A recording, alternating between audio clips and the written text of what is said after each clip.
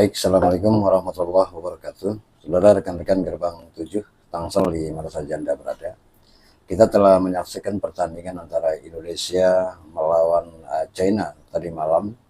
Dan kita kalah 1-2 dari China, di mana memang pertandingan tersebut mestinya, harusnya kita bisa memenangkan pertandingan dengan China tersebut untuk mencuri poin dan membuat kita lebih gampang untuk masuk ke peringkat 2 atau 3 dan 4. Tapi nyatanya semalam kita kalah, dan tentunya ini adalah taktik yang diterapkan oleh Sintayong yang banyak sekali yang mengkritik, dan di media Twitter X mengatakan bahwa Sintayong segera out dari timnas Indonesia. Dan ini tentunya suatu yang kita tidak harapkan ya.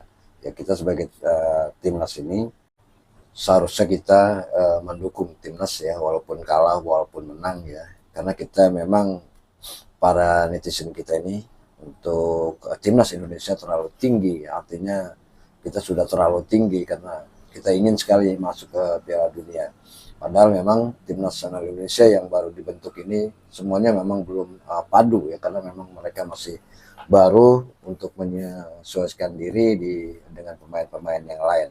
Mungkin kalau nanti di tahun 2030 dan seterusnya mungkin kita akan lebih baik lagi. Tetapi memang karena ketinggian daripada fans kita ini, hari kita begitu kita menerima kekalahan, kita langsung menyatakan bahwa Sintayong harus out, dan ini tentunya sesuatu hal yang kita tidak harapkan ya. Dan memang banyak daripada pemain-pemain Indonesia yang kurang perform semalam itu, termasuk Fatinama ya, Sain Patinama, kemudian Asnawi, Witan Sulaiman, memang belum memberikan dampak-dampak yang baik untuk timnas Indonesia. Karena di bawah juga kita melihat ada Ajay Ises, kemudian ada Messenger yang memang belum begitu padu. Ya, sayangnya memang semalam taktik Rizky Ridho, Tom Haya tidak diterapkan sejak awal. Nah, inilah yang kita sangat sayangkan. Tetapi itu adalah taktik daripada pelatih. Mudah-mudahan nanti di GPK kita bisa menangkan pertandingan.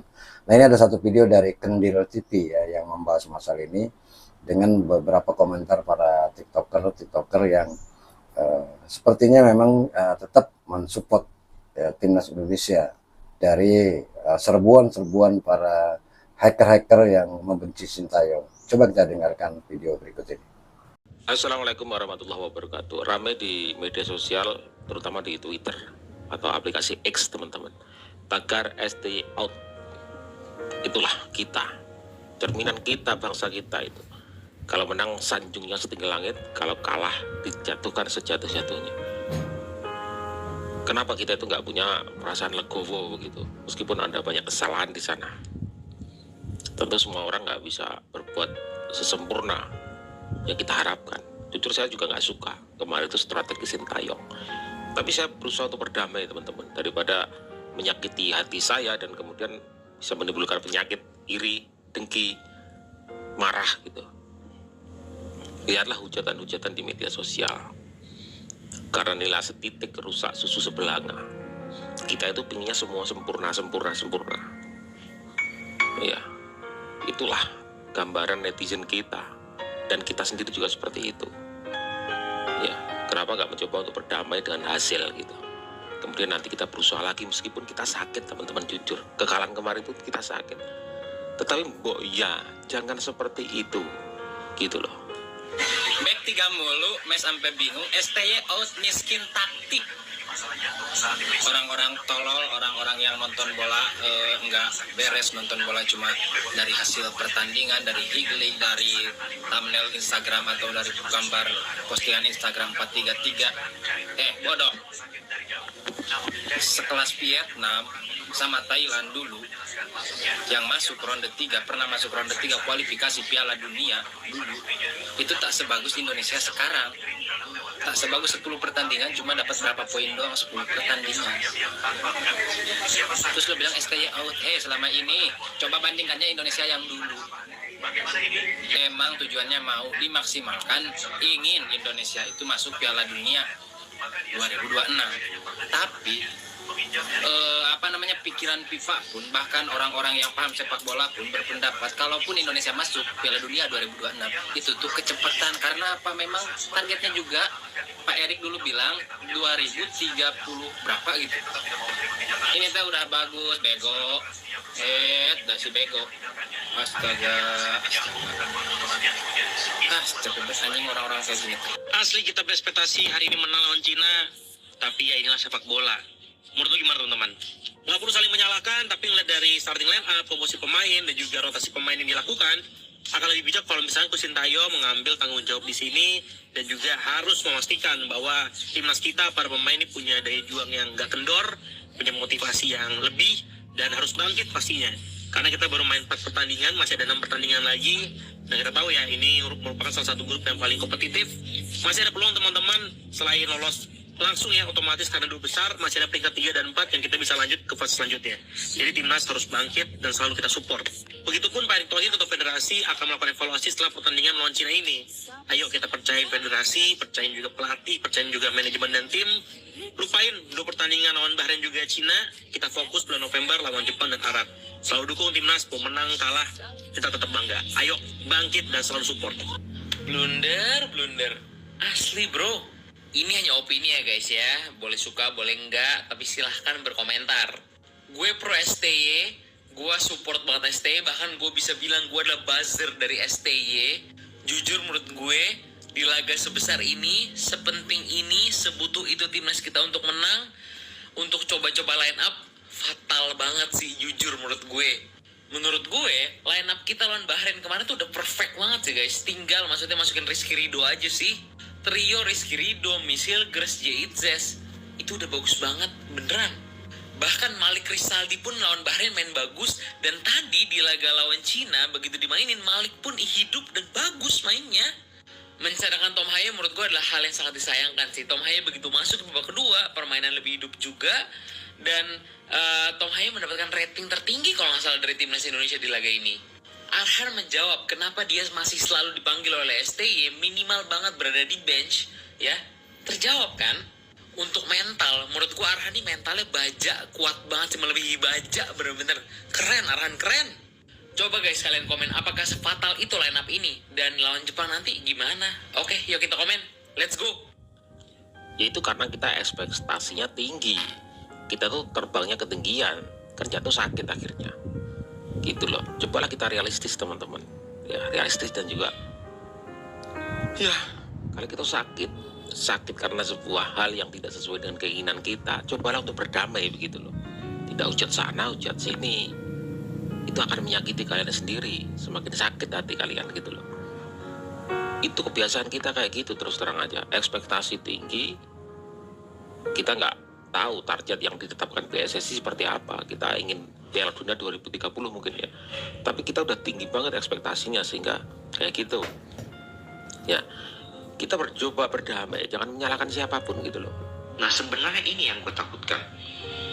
Ketika kita ini ya lawan Bahrain, lawan Aussie, lawan Arab Saudi, kita tidak ada expect, bahkan untuk imbang aja itu udah luar biasa dan itu dijawab. Lawan Bahrain kita expect menang, imbang pun udah oke, ternyata bisa imbang, hampir banget menang, harusnya menang.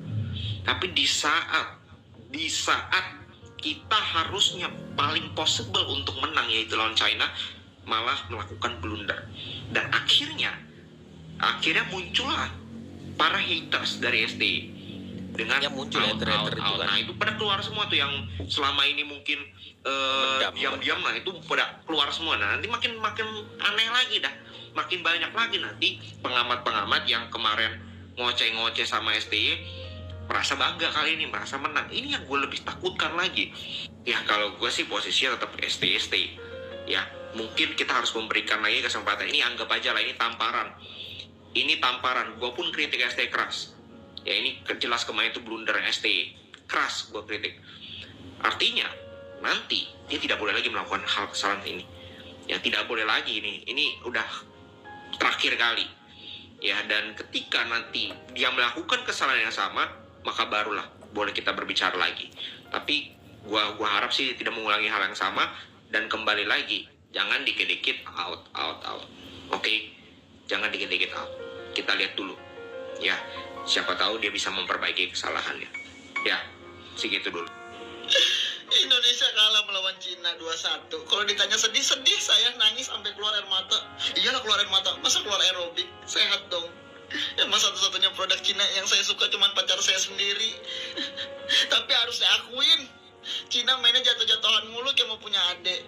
Tapi saya top markotop sama strikernya yang gondrong kayak anak teknik, yang palanya pedes, soalnya rambutnya diikat karet 2. Itu top banget. Lari cepat banget kalah angkut Bogor. Tapi begitu tambahan waktu, di situ saya optimis. Saya deg-degan, ya ampun sampai jantung saya copot. Tapi kalau boleh menyalahkan seseorang, tapi jangan hujat saya klarifikasi dulu. Kalau boleh menyalahkan seseorang, yang saya salahkan adalah wasit botak yang lawan Bareng kemarin. Saya tetap kesel sama dia. Makanya ini permainan timnas, kalah atau menangnya bergantung kepada mood saya besok. Ini fix saya besok moodnya hancur, muka ditekuk aja ke pintu angkot. Tapi tolong kepada pendukung timnas, jangan hujat satupun pemain, karena semuanya ingin menang, semuanya ingin maju ya. Saya nggak bisa ngomong lama-lama, bukan karena apa. Harus balikin baju ke tempat sewa. Assalamualaikum. Love you Cina. 3 nama ini adalah perjudian Sintayong pada laga Indonesia melawan Cina. Asnawi Mangkualam, Witan Sulaiman, dan Sen Patinama masuk menjadi starting 11 pada laga malam tadi. 2 gol Cina di babak pertama adalah harga yang harus dibayar mahal dari perjudian Sintayong. Gua tuh heran kenapa Sintayong tuh malah eksperimen begini di laga-laga krusial kayak begini loh. Ini ketinggalan 2-0 nih udah malu duluan, kita udah jumawa aja dari kemarin. Gol pertama Cina itu hasil dari kurang kesiapannya seorang Sen Patinama yang mengira bola akan keluar garis, tapi ternyata bisa menjadi gol.